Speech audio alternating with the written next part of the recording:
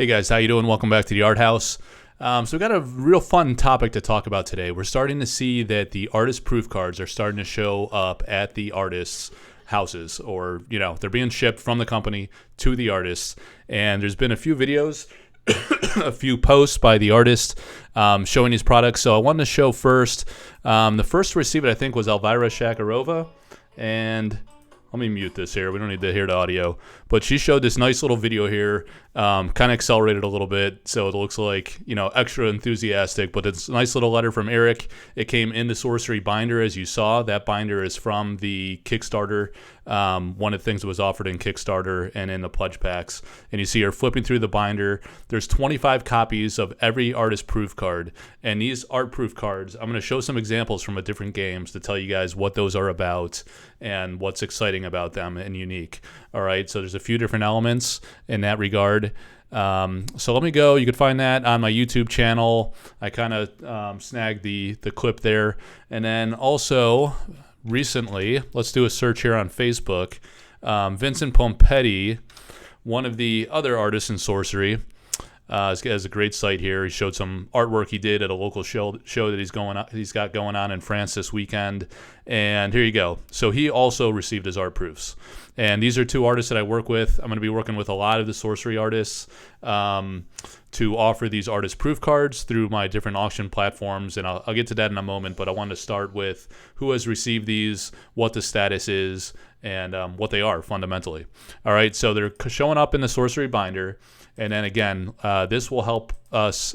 This was at the end of my last video, but I know people don't always watch the videos all the way through, so I wanted to show you what these art proof cards are. And then I'm going to go to the overhead cam and show you a few examples from another game. But in Sorcery, they're going to have square corners like this, right? And that's different from the basic alpha Sorcery cards that have the rounded corners, right? So that's a unique thing. It's a homage to early Magic the Gathering. The first artist proof cards that they did had square corners like this, so that's kind of where that draws inspiration from. So that's really cool. Again, there's 25 copies of every artwork in the core alpha set. So that means there are not copies of promo cards, such as Vincent's Champion card that was in the Innkeeper pledge. There's 24 copies of that Champion card that goes to stores that back the Kickstarter. There's no pledge pack cards, no other promo cards like the Relentless Crowd promo, or I don't think the box topper cards will have artist proof cards either. So there will be like the core 403 or so cards in the core set, and there are also not the 4 elemental avatars that were done by Severin, unfortunately. So just the core cards from the alpha set. Still a great collection, 25 of each card, so that's fairly rare. There's going to be a lot of demand for that. Another thing I wanted to show here, so we're starting to see, actually, let's go to the Facebook group. I'm going to go to the Sorcery Contested Realm community group, and I wanted to show a poll that I did here. I ran this poll today. Looks like, let's see, it reached 418 people, 82 people voted, and here's the results. It was pretty interesting. I said there's different ways you can do these art proof cards. So the face of the card is the normal card. The back of the card is a blank white back. So on that blank white back, traditionally you'll have an artist either sketch, or at least sign the card, sometimes sketch, sometimes paint on the back of the card, and sometimes do a combination of all three. Sometimes they will also number the cards. So since there's 25 in the series, they can number it 1 of 25, for example, all the way through 25. The tricky thing there is that there is also a full set of art proof cards included in the Avatar of the Realm pledge tier in Kickstarter. So there are 4 people. They're going to have a complete set of the cards. That's in addition to the 25 that was given to the artist. So there's at least 29 copies of each art proof card, minus any, maybe Eric kept this set for himself. I don't know. He hasn't revealed that, right? So I asked, do you prefer to have it numbered? 1 out of 25, etc. Not numbered.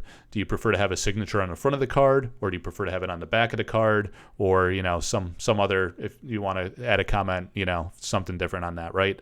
So very interestingly, and people could vote twice, right? So these percentages are biased. You just want to look at kind of relative percentage, numbered versus not numbered, signature on front versus signature on back. So almost unanimously, out of 82 votes, it was very interesting to see that most people prefer numbered.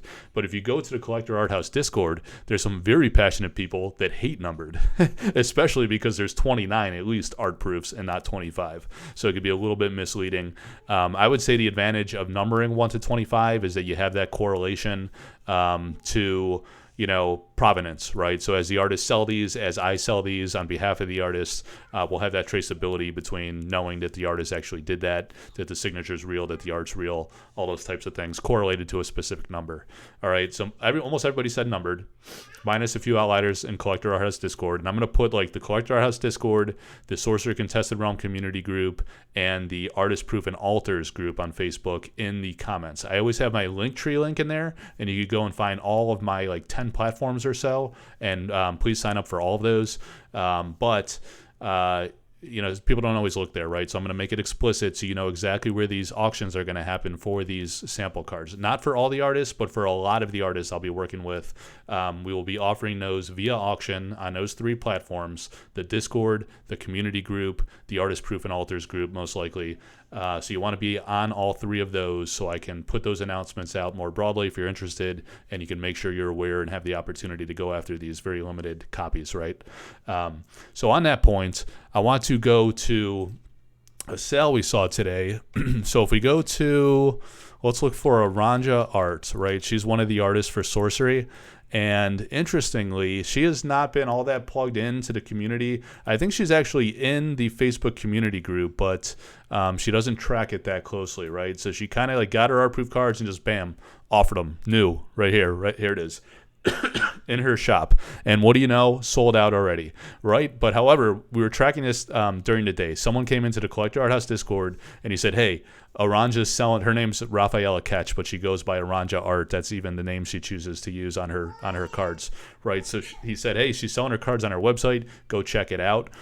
Very interestingly, so she's offering only a signed card, no sketch, no painting on the back, only signed.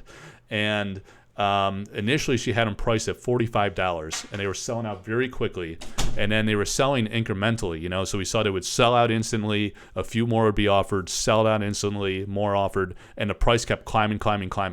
So it sold out all the way, started at 45. She doubled the price right away to 89 because it realized the demand was overwhelming and people were just buying it out, right? So she jumped it to like 89, 45 to 89, almost double.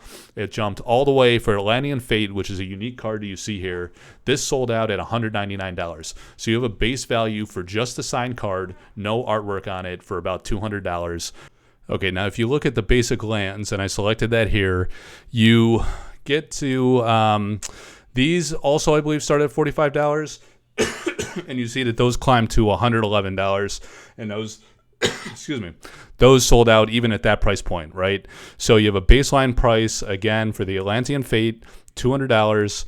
For the Arid Desert, Red Desert, and Remote Desert, $111. They were selling out even at that price level instantly. Basically, so instantly early on, I think at $111, it might have taken like a few minutes or so, but you see it sold out again, right? So there's tremendous demand for the fundamental baseline card. And then typically the artist sketch or painting on top of that commands another premium for their time and efforts to do that painting, right? It makes it more valuable, more special, that connection to the artist, and it's a lot more fun to collect. So that's pretty interesting. It's the first data point we have. I wanted to go next. Let's go to the overhead camera, and I'm going to move my keyboard, and I'll show you a few examples of some art proof cards, all right? Now, of course, I don't have any for Sorcery just yet, but I do have a few from Flesh and Blood, and this will at least illustrate the point, right, of the possibilities of what you could get. So in some cases, people will do this like more fancy. Looks like my camera is a little inverted, so that's why the words are backwards, but you could at least get the idea, right? So you have the card itself, and you have the artist signature sometimes on the front. Like a lot of people voted that they like the signature on the front and not on the back. On the back, you start with a blank card, right? And when you do that, let me do something here. I'm going to flip this horizontally. There we go.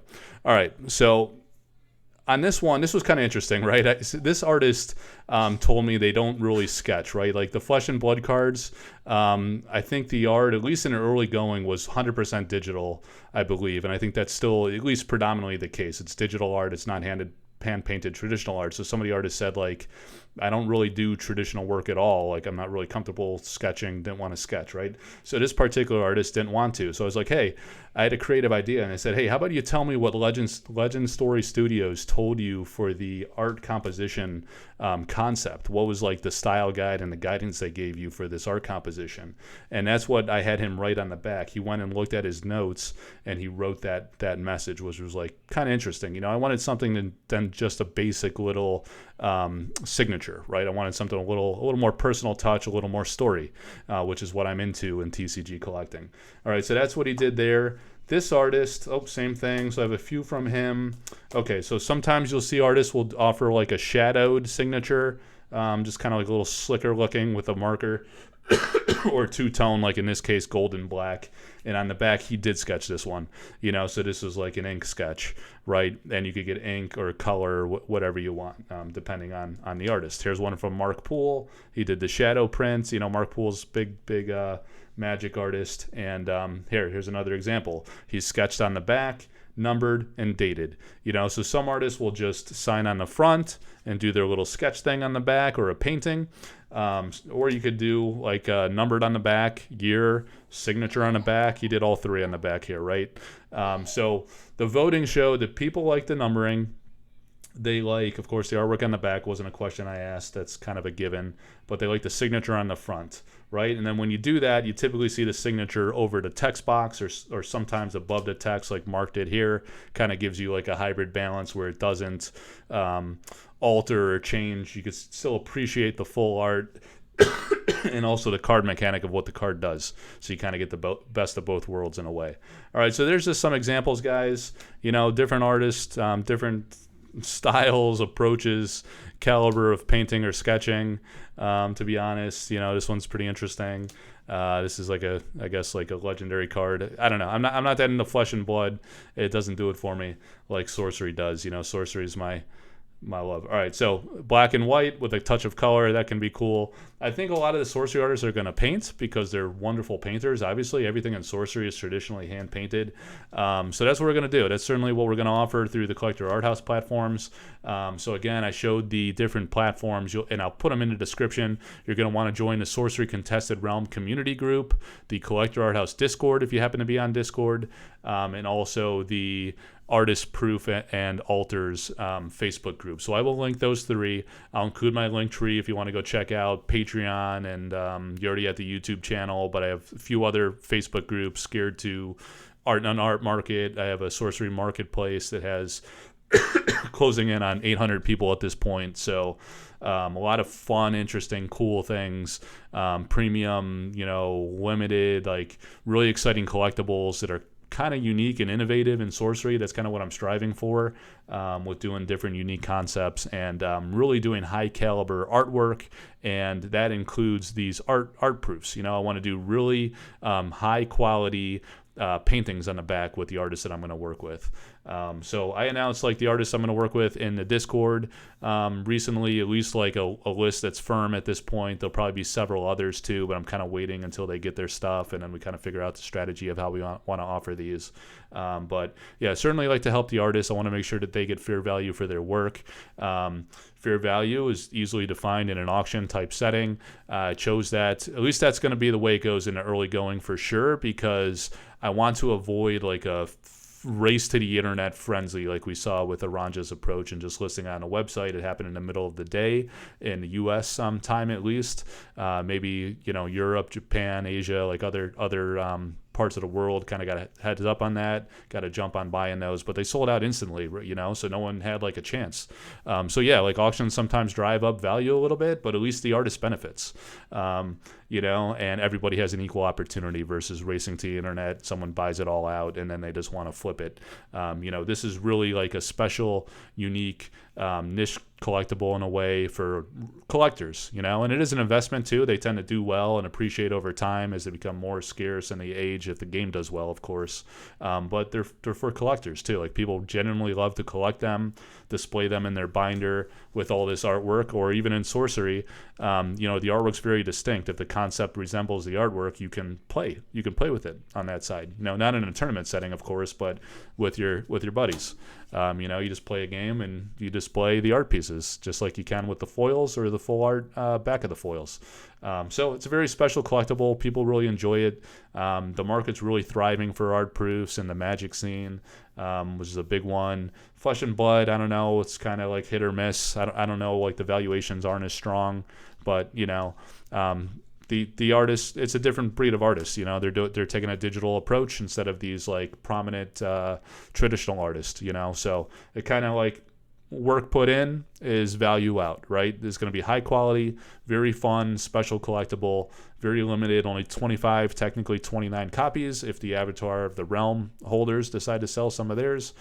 So less than 30 copies, pretty rare. And as the market grows, there's going to be a lot of demand. So look forward to those opportunities to participate in the auctions. Again, join the 3 platforms in the description, and please also comment in the links. What do you prefer? Let's have a discussion. Do you want the signature on the front? Do you want it to be subtle and in the script like this, so you could still appreciate the text, the game mechanic, and the artwork?